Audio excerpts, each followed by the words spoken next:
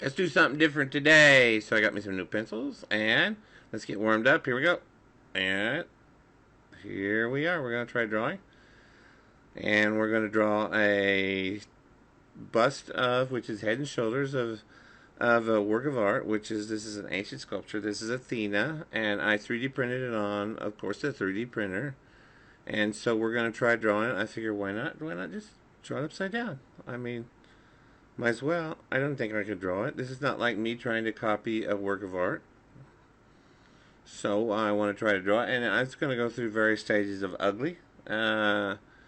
So I want you to watch me as I draw the ugly in this, and I want you to know that I have these stages in my artwork so that you'll feel better about your own. When you're drawing artwork, it'll go through periods of stages where it's going to look really bad, maybe. I don't throw it away. Just keep drawing. That's what I want to see. I'd rather see a horrible looking work of art that somebody put a lot of effort in than something that looks like it was traced or you just copied it. So now I decided I'll look at it from right side up. Oh my goodness, this is horrible. So I sped up the drawing so you wouldn't have to suffer with watching it in real time. But this took several hours. So I want you to spend several hours drawing yours. Now this is different from what I've done from some of my other drawings where I draw as close as I can to what a famous work of art looked like. What I did was I took that 3D printed statue, the bust, the head and shoulders of Athena, and I took a picture of it with my phone. Then I made a photocopy of it, and I'm drawing on half of that. So there's not a lot of detail in that. I have an old phone, but I mean it's enough to where I can kind of tell where things are at. So look at that. This is terrible where I lay in the mouth and the eyes and the nose, but you got to put it somewhere. And I want the top of the helmet. I know I draw larger than the actual picture, but I'm fighting that right now. I'm going to say, I want to try to put this in same size. Why not? So, you can see how I'm trying to trace the angles of where everything should go with my other finger. I don't know if that would actually, I don't know if what I'm doing actually falls under the definition of tracing, because I'm just using it as a guide.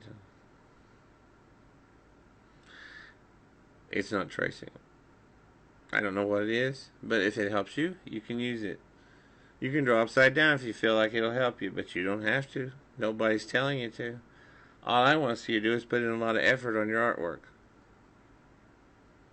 Usually I start off with the eyes, then I go to the nose, get the mouth, then the chin, and I work on all the shading, and I just keep working on it and going round and round and round on it.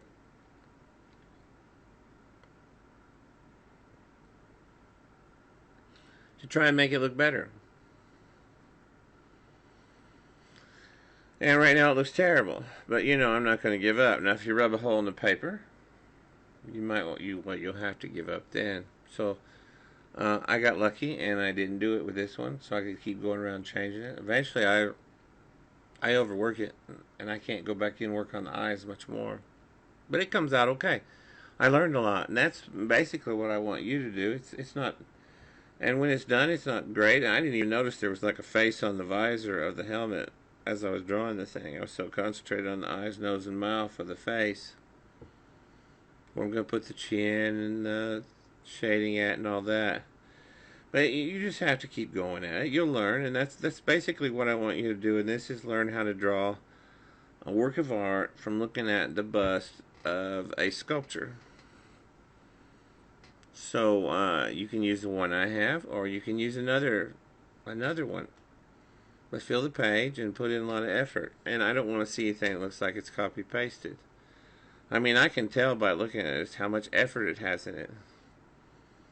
So you'd be able to draw it better than me. Now I've got my little bust here of the Athena, and I'm kind of putting it in here where I'm trying to draw it. It's really not helping me that much, but I wanted to give it a try.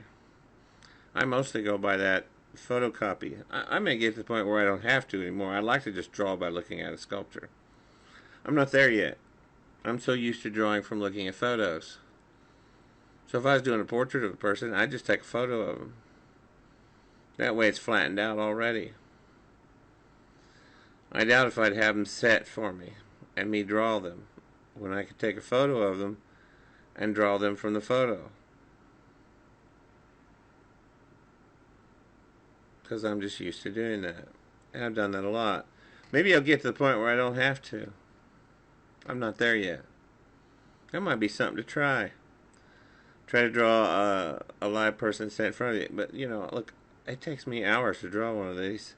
And I sped up the footage, so I can't imagine somebody sitting there for hours in a chair while I turn a paper round and round and upside down and back and forth trying to draw them. I think they'd be better off if I just took a picture of them, and then I could suffer away on my own while they go do something else.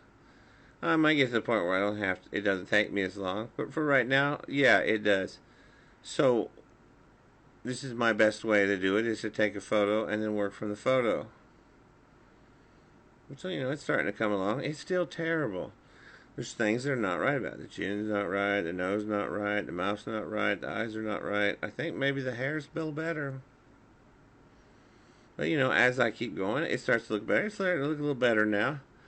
Starting to look a little better. And that's what you want to do, is just keep working on it. And you can't see some of where I'm drawing because there's a lot of shine on the paper. But that's just because I'm drawing with a number 2 graphite pencil, and I'm not using any fancy art pencils. And a lot of my students, they don't have fancy pencils. And they're hard to draw with anyway, unless you've had a lot of practice. So I think a number 2 pencil is just fine. These are practices. So just practice.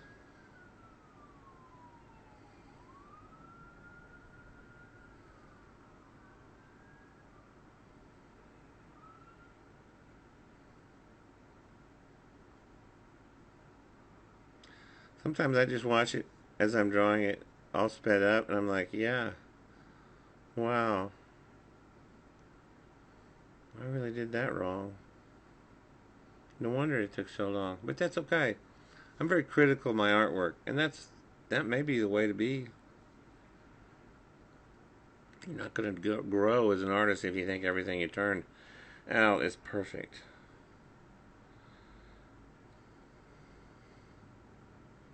So it's coming along. It's looking a little better. I'm not even worried where it looks like the bottom of the sculpture comes out at yet. I got to get that hair. I got to get those chin and the nose and eyes. I especially have to get the eyes just right. I'm looking at the actual sculpture, but it's not helping me that much. I'm going to have to look at the photo more. Like I said, I eventually want to get to where I can just look at a statue, a bust, a head and shoulders of a person, and draw it. I think it will be more forgiving than actually sitting a person in a chair for hours. But I'm not there yet, and so I use a photo of this bust of this statue. I'm probably going to try it again just without a photo. But just not right anytime soon. And for most of my students, I think using a photo is just fine. Because you don't have a 3D printer. A lot of dumb people don't. And a lot of people just don't have that. And so you have to use what you have. And so you can probably get a photocopy of a statue. Or you can find one in a book of a bust of a ancient Greek or Roman statue. And then you can work from that. I don't want you to draw the whole body. I just want you to draw the head and shoulders of it. So if you do that, you're not doing the assignment right. You need to just draw the face, neck, and shoulders of this famous work of art. That's an ancient Greek or Roman statue. If you find a photo of it, that's great. I don't expect you to find an actual statue and draw it. Just get a photocopy of it. So this, as I said, it's going to take me a long time, so I'm kind of walking you through it. I figure if that helps. Some people say, you know what, you don't tell us where to draw the eyes or the nose or the mouth. I can't. There's just so many lines in these. No one can tell you where to draw the parts of the face in something that's so complicated like this. This is kind of like